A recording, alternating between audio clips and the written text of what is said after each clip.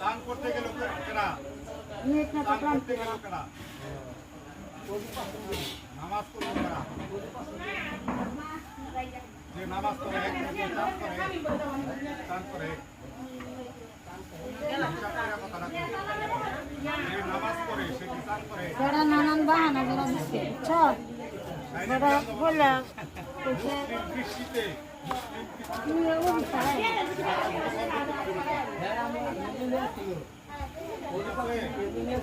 হচ্ছে মুসলমান নামাজ পড়ে